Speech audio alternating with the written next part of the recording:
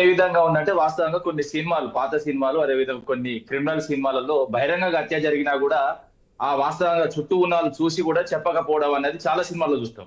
ఆ విధమైన నిర్ణయం ఈ రోజు రాష్ట్రంలో జరిగింది. గతంలో 5 మంది ఎమ్మెల్యేల విషయంలో, ఇప్పుడు ఆ ఇద్దరి విషయంలో కూడా అదే జరిగింది. వాస్తవంగా మొత్తం 7 మంది విషయంలో వాస్తవంగా ఏదైతే పార్టీ ఫిరాయింపు చేసిన విషయం రాష్ట్ర వ్యాప్తంగా అందరికీ తెలుసు, వాళ్ళ పార్టీకి తెలుసు, వాళ్ళ ఏఐసీసీ తెలుసు, వాళ్ళ టీపీసీ తెలుసు.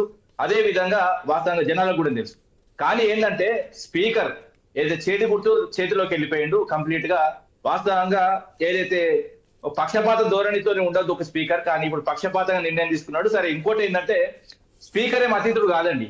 ఇప్పుడు సుప్రీం కోర్టుకి ఎవరైనా బాధ్యుడే, ఆయన కూడా వాడు సిటిజన్ ఆఫ్ ఇండియానే. దాని తర్వాత ఏదైనా కూడా ఇప్పుడు సుప్రీం కోర్టులో మేము కొట్లాడుతాం, న్యాయపరంగా కొట్లాడతాం, స్పీకర్ మీద కొట్లాడతాం, అదే విధంగా స్పీకర్ మీద కొట్లాడతాం. అదే విధంగా ఈ 10 మంది ఈ దుర్మార్గులను, వాస్తవంగా ఈ పార్టీ ఫిరాయించిన ఈ ఎమ్మెల్యేలను వాస్తవంగా రాజకీయ సమాజ్ చేసేదాకా మేము వదిలిపెట్టాం.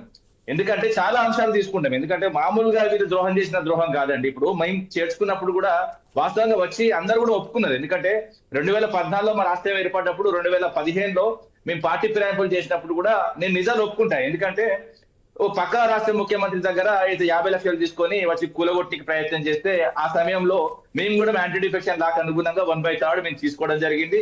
దాని తర్వాత నెక్స్ట్ ఎలక్షన్స్ ఏదైతే 2019 రిజల్ట్ వచ్చింది, 2018 ఎలక్షన్స్ అయినాయి. అప్పుడు కూడా వాస్తవంగా ఏకపక్షంగా వచ్చిన రిజల్ట్ 88 వచ్చిన తర్వాత కంప్లీట్ గా అక్కడ ఉండి ఏం చేస్తామని వచ్చి డైరెక్ట్ గా పార్టీలో జాయిన్ అయ్యి ధైర్యంగా గులాబీ కండువా కప్పుకుందాం అని చెప్పినారు. కానీ ఈ దుర్మార్గులు అట్లా కాదండి. వీళ్ళు పార్టీ ఫిరాయింపులు చేసిన వీళ్ళు అటు రాష్ట్ర ప్రజలను పిచ్చిలని చేస్తున్నారు, రాజకీయాలను బస్సు పట్టిస్తున్నారు, రాజ్యాంగాన్ని అవమానపరుస్తున్నారు. వాస్తవంగా చెప్పాలంటే అసెంబ్లీ సాక్షిగా రాజ్యాంగాన్ని కాలబెడుతున్నారు. ఇంకోటి ఏంటంటే కాంగ్రెస్ పార్టీ ఏదైతే వీళ్ళ ఎన్నికల ముందు కానీ ఏం చెప్పిళ్ళు, పార్టీ ఫిరాయింపులకు మేము వ్యతిరేకము, మేము రాజ్యాంగాన్ని చేతిలో పట్టుకొని ప్రామిస్ చెప్తున్నాము, ఎలాంటి ఎక్కడ జరిగినా కూడా, దేశంలో ఎక్కడ జరిగినా కూడా మేము సహించాము, ఖచ్చితంగా రాళ్లతో కొడతాం, లేకపోతే తుపాకీతో కాల్ చేస్తాము, ఏవో పెద్ద పెద్ద మాటలు చెప్పిండు. కానీ వీళ్ళు చేస్తున్నది ఏంటిది? ఇప్పుడు ఏంటంటే ఒక అంశం ఎత్తుకున్నప్పుడు, ఒక న్యాయబద్ధంగా ముందుకు పోయేటప్పుడు కొన్ని అంశాలను భుజాల మీద ఎత్తుకున్నప్పుడు వాటిని పాటించాలి. సరే, మేము చెప్పలేదు పార్టీ ఫిరాయింపులకు. మేము ఏదైతే వాస్తవంగా చెప్పినా మేము చాలా తక్కువ అండి. ఎందుకంటే పార్టీ ఫిరాయింపు ఈ రోజు జరిగినాయి కాదు. 1967 నుంచి 71 వరకు ఏదైతే సార్వత్రిక ఎన్నికలు దేశవ్యాప్తంగా అయితే 4000 మంది ఎన్నికైతే అందులో 2000 మంది పార్టీ ఫిరాయింపు చేసింది. దాని తర్వాతనే ఎందుకంటే 1985లో రాజీవ్ గాంధీ ఒక అయితే యాంటీ డిఫెక్షన్ లా తీసుకొచ్చి కొంత కంట్రోల్ చేయడానికి ప్రయత్నం చేసిండు. కానీ అట్లా అయినా కూడా ఆగలేదు. మొత్తం కాంగ్రెస్ సంబంధించిన వాళ్ళే 3339 మంది ఇప్పటి వరకు మాడారు. దాని తర్వాత 300 మందికి పైగా బీజేపీకి సంబంధించిన పార్టీ బీజేపీ, అదే విధంగా ఏదైతే ఒక 10 రాష్ట్రాలను కూడా పడగొట్టడం జరిగింది. ఎంపీలను, ఎమ్మెల్యేలను పార్టీ ఫిరాయింపు చేసిన బీజేపీ పార్టీ కూడా అతీతులు ఏం కాదు ఈ విషయంలో.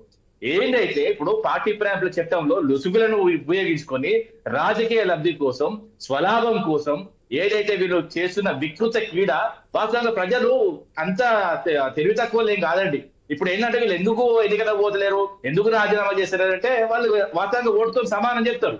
ఎందుకంటే ఒక గుర్తుపై ఒక కండువాపై గెలిచిన తర్వాత ఇప్పుడు కూడా అబద్ధాలు ఆడుకుంటా నేనేమంటున్నా, ఆశ గారు నేనేమంటున్నా, ఇప్పుడు వీళ్ళు మొత్తం హిమబిందు గారు నేనేమంటున్నా, ఈ 10 మంది ఉన్నారు కదండి, ఈ 10 మంది వాళ్ళ పిల్లల మీద, వాళ్ళ ఫ్యామిలీ మీద బహిరంగంగా ఒట్టేసి చెప్పానండి. అదే విధంగా ఆ నియోజకవర్గ ప్రజల మీద ఒట్టేసి చెప్పానండి. మేము బీఆర్ఎస్ పార్టీలో మేము ఉన్నాము, కాంగ్రెస్ పార్టీలో మేము చేరలేదని బహిరంగంగా ఒట్టేసి చెప్పానండి.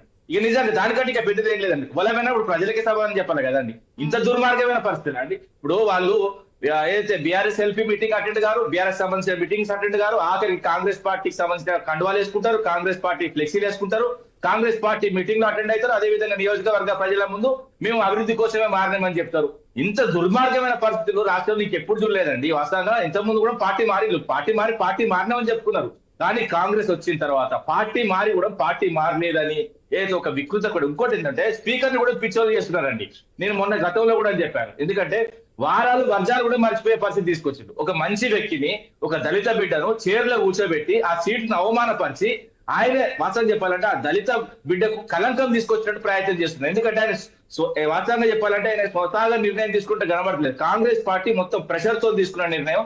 అంతే, ఇంకోటి పక్షపాతంగా తీసుకున్న నిర్ణయం కాబట్టి ఇది ఖచ్చితంగా కోర్టులో నిలవదు. కోర్టు ఖచ్చితంగా ఈ నిర్ణయాన్ని సవాల్ చేస్తాం, సవాల్ చేసి వీళ్ళ అంతే చూస్తాం. రైట్.